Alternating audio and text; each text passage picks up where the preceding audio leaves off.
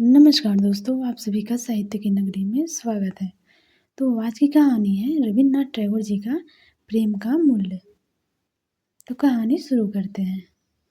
बृहस्पति छोटे देवताओं का गुरु था। उसने अपने बेटे कच्छ को संसार में भेजा कि शंकराचार्य से अमर जीवन का रहस्य मालूम करे। कच्छ शिक्षा प्राप्त करके स्वर्गलोक को जाने के लिए तैयार था। उस समय वह अपने गुरु की पुत्री देवयानी से विदा लेने के लिए आया। कच्छ, देवयानी, मैं विदा लेने के लिए आया हूँ। तुम्हारे पिता के चरण कमलों में मेरा शिक्षा पूरी हो चुकी है। कृपया कर मुझे स्वर्गलोक जाने की आज्ञा दो। देवयानी, तुम्हारी कामना पूर्ण हुई। जीवन के अमृत का वह रहस्य तुम्हें ज्ञात हो चुका है, जिसकी देवताओं को सर्वदा इच्छा रही है। किंतु तनिक विचार तो करो, क्या कोई और ऐसी वस्तु शेष नहीं जिसकी तुम इच्छा कर सको? कच्छ, कोई नहीं। देवयानी, बिल्कुल नहीं। तनिक अपने हृदय के टटोलो और देखो, संभवतः कोई छोटी बड़ी इच्छा कहीं दबी पड़ी हो। कच्छ, मेरे उषाकालीन जीवन का सूरज अब ठीक प्रकाश पर आ गया है। उसके प्रकाश से तारों का प्रकाश मध्यम पड़ चुका है। मुझे अब वह रहस्य ज्ञात हो गया है जो जीवन का अमृतत्व है। देवयानी, तब तो संपूर्ण संसार में तुझसे अधिक कोई भी व्यक्ति प्रसन्न न होगा। खेद है कि आज पहली बार मैं यह अनुभव कर रही हूँ कि एक अपरिचित देश में विश्राम करना तुम्हारे लिए कितना कष्टप्रद था। यद्यपि यह सत्य है कि उत्तम से उत्तम वस्तु जो हमारे मस्तिष्क में थी, तुमको भेंट कर दी गई है। कच्छ, इसका तनिक भी विचार मत करो और हर्ष सहित मुझे जाने की आज्ञा दो। देवयानी, सुखी रहो मेरे अच्छे सखा। तुम्हें प्रसन्न होना चाहिए कि यह तुम्हारा स्वर्ग नहीं है। इस मृत्यु लोक में जहाँ दिशा के कंठ में कांटे पड़ जाते हैं, हंसना और मुस्कुराना कोई ठिठोली नहीं है। यही संसार है जहाँ अधूरी इच्छाएं चहुं ओर घिरी हुई है, जहाँ खोई हुई प्रसन्नता की स्मृति में बार बार कलेजे में हुक उठती है, जहाँ ठंडी सांसों से पाला पड़ा है। तुम ही कहो, इस दुनिया में कोई क्या हंसेगा? कच्छ, देवयानी, क्या बता, जल्दी बता, मुझसे क्या अपराध हुआ? देवयानी, तुम्हारे लिए इस वन को छोड़ना बहुत सरल है। यह वही वन है जिसने इतने वर्षों तक तुम्हें अपनी छाया में रखा और तुम्हें लोरियां दे देकर थकथकाता रहा। तुम्हें अनुभव नहीं होता कि आज वायु किस प्रकार कंदन कर रही है? देखो, वृक्षों की हिलती हुई छाया को देखो, उनके कोमल पल्लवों को निहारो। वे वायु में घूम नहीं रहे, बल्कि किसी खोई हुई आशा की भांति भटके भटके फिर रहे हैं। एक तुम हो कि तुम्हारे होठों पर हंसी खेल रही है, प्रशंसा के साथ तुम विदा हो रहे हो। कच्छ, मैं इस वन को किसी प्रकार मातृभूमि से कम नहीं समझता, क्योंकि यहाँ ही मैं वास्तव में आराम से जन्मा हूँ। इसके प्रति मेरा स्नेह कभी कम ना होगा। देवयानी, वह देखो, सामने बड़ का वृक्ष है जिसने दिन के घोर ताप में, जबकि तुमने पशुओं को हरियाली में चढ़ने के लिए छोड़ दिया था, तुम पर प्रेम की छाया की थी। कच्छ, हे वन के स्वामी, मैं तुम्हें प्रणाम करता हूँ। जब और विद्यार्थी यहाँ शिक्षा प्राप्ति हेतु आए और शहद की मक्खियों की भनभनाहट और पत्तों की सरसराहट के साथ साथ तेरी छाया में बैठकर अपना पाठ दोहराए, तो मुझे भी स्मरण रखना। देवयानी, और तनिक बनमती का भी तो ध्यान करो, जिसके निर्मल और तीव्र प्रवाह का जल प्रेम संगीत की एक लहर के समान है। कच्छ, आह, उसको बिल्कुल नहीं भूल सकता। उसकी स्मृति सदा बनी रहेगी। बनमती मेरी गरीबी की साथी है। वह एक तल्लीन युवती की भांति होठों पर मुस्कान लिए अपने सीधे सीधे गीत गुनगुनाते हुए निस्वार्थ सेवा करती है। देवयानी, कितना प्रिय सखा, तुम्हें स्मरण कराना चाहती हूँ कि तुम्हारा और भी कोई साथी था, जिसने बेहद प्रयत्न किया कि तुम इस निर्धनता के दुख से भरे जीवन के प्रभाव से प्रभावित ना हो। यह दूसरी बात है कि यह प्रयत्न व्यर्थ हुआ। कच्छ, उसकी स्मृति तो जीवन का एक अंग बन चुकी है। देवानी, मुझे वे दिन स्मरण है जब तुम पहली बार यहाँ आए थे। उस समय तुम्हारी आयु किशोरावस्था से कुछ ही अधिक थी। तुम्हारा नेत्र मुस्कुरा रहे थे। तुम उस समय उधर वाटिका की बाण के समीप खड़े थे। कच्छ, हाँ हाँ, उस समय तुम फूल चुन रही थी। तुम्हारे शरीर पर श्वेत वस्त्र थे। ऐसा दिखाई देता था जैसे उषा ने अपने प्रकाश में स्नान किया है। तुम्हें संभवतः स्मरण होगा, मैंने कहा था यदि मैं तुम्हारी कुछ सहायता कर सकूं तो मेरा सौभाग्य होगा। देवानी, स्मरण क्यों नहीं है? मैंने आश्चर्य से तुमसे पूछा था कि तुम कौन हो, और तुमने अत्यंत नम्रता से उत्तर दिया था कि मैं इंद्र की सभा के प्रसिद्ध गुरु बृहस्पति का सुपुत्र हूँ। फिर तुमने बताया कि तुम मेरे पिता से वह रहस्य मालूम करना चाहते हो जिससे मुर्दे जीवित हो सकते हैं। कच्छ, मुझे संदेह था कि संभव है तुम्हारे पिता मुझे अपने शिष्य रूप में स्वीकार न करें। देवानी, किंतु जब मैंने तुम्हारी स्वीकृति के लिए समर्थन किया तो वह इस विनती को अस्वीकार न कर सके। उनको अपनी पुत्री से इतना अधिक स्नेह है कि वह उसकी बात टाल नहीं सकते।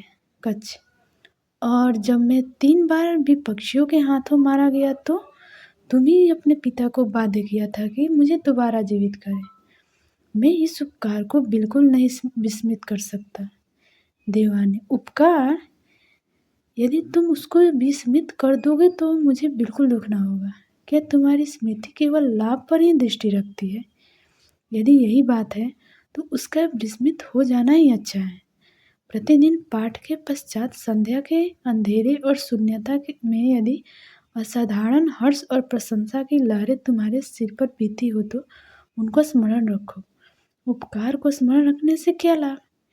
यदि कहीं तुम्हारे पास से कोई गुजरा हो जिसके गीत का चुभना हुआ टुकड़ा तुम्हारे पाठ में उलझ गया हो, या जिसके वायु में लहरते हुए आंचल ने तुम्हारे ध्यान को पाठ से हटाकर अपनी ओर आकर्षित कर लिया हो, अपने अवकाश के समय में कभी उसने अवश्य स्मरण कर लेना। परंतु केवल यही, कुछ और नहीं। सौंदर्य और प्रेम का याद ना आना ही अच्छा है। कच्छ, बहुत सी वस्तुएं हैं जो शब्दों द्वारा प्रकट नहीं हो सकती। देवयानी, हाँ हाँ, मैं जानती हूँ। मेरे प्रेम से तुम्हारे हृदय का एक एक अणु छिद्र चुका है, और यही कारण है कि मैं बिना संकोच के इस सत्य को प्रकट कर रही हूँ कि तुम्हारी सुरक्षा और कम बोलना मुझे पसंद नहीं। तुम्हें मुझसे अलग होना अच्छा नहीं, यही विश्राम करो। कोई ख्याति ही हर्ष का साधन नहीं है। अब तुम मुझको छोड़कर नहीं जा सकते। तुम्हारा रहस्य मुझ पर खुल चुका है। कच्छ, नहीं देवानी, नहीं, ऐसा ना कहो। देवानी, क्या कहा नहीं? मुझसे क्यों झूठ बोलते हो?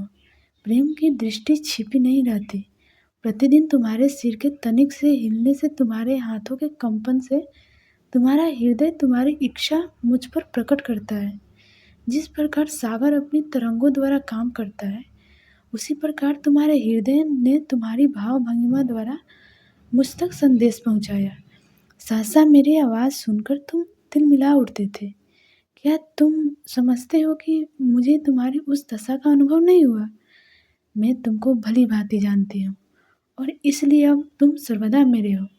तुम्हारे देवताओं का राजा भी इस संबंध को नहीं तोड़ सकता। कच्छ, किंतु देवानी, तुम ही हो क्या?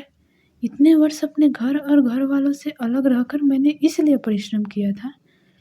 देवयानी, क्यों नहीं? क्या तुम समझते हो कि संसार में शिक्षा का मूल्य है और प्रेम का मूल्य ही नहीं? समय नष्ट मत करो, साहस से काम लो और यह प्रतिज्ञा करो। शक्ति, शिक्षा और ख्याति की प्राप्ति के लिए मनुष्य तपस्या और इंद्रियों का दमन करता है। एक स्त्री के सामने इन सब का कोई मूल नहीं। कच्छ, तुम जानती हो कि मैं सच्चे हृदय से देवताओं की प्रतिज्ञा की थी कि जीवन में अमृत का रहस्य प्राप्त करके आपकी सेवा में यहाँ उपस्थित होऊंगा। देवानी, परंतु क्या तुम कह सकते हो कि तुम्हारी नेत्रों ने पुस्तकों के अतिरिक्त और किसी वस्तु पर दृष्टि नहीं डाली? क्या तुम यह कह सकते हो कि मुझे पुष्प भेंट करने के लिए तुमने कभी अपनी पुस्तक को नहीं छोड़ा?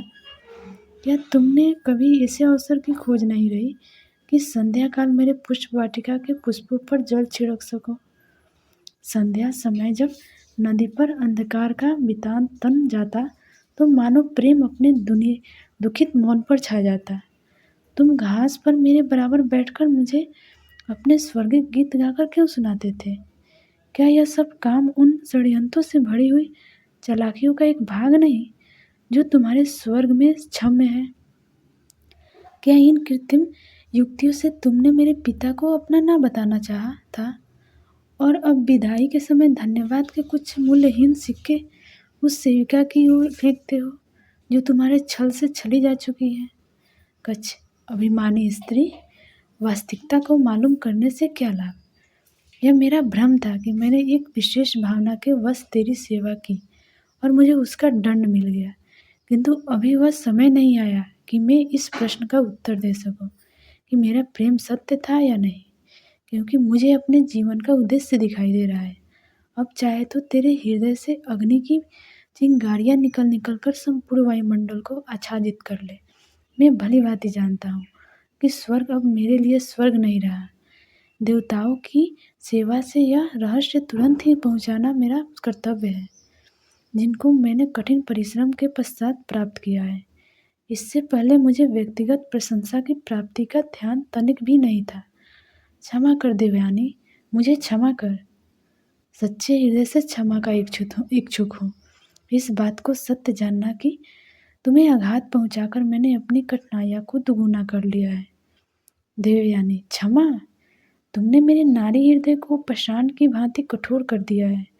वह ज्वालामुखी की भांति क्रोध में भभक रहा है।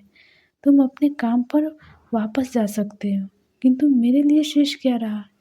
केवल स्मृति का एक कटीला बिछौना और छिपी हुई लज्जा, जो सर्वदा मेरे प्रेम का उपहास करेगी। तुम एक पथिक के रूप में यहाँ आए, धूप से बचने के लिए। मेरे वृक्षों की छाया में आश्रय लिया और अपना समय बिताया। तुमने मेरे उद्यान के संपूर्ण पुष्प तोड़कर एक माला गूंथी, और जब जब चलने का समय आया तो तुमने धागा तोड़ दिया, पुष्पों को धूल में मिला दिया। मैं अपने दुखित हृदय से साप देती हूँ कि जो शिक्षा तुमने प्राप्त की है वह सब तुमसे विस्मित हो जाए।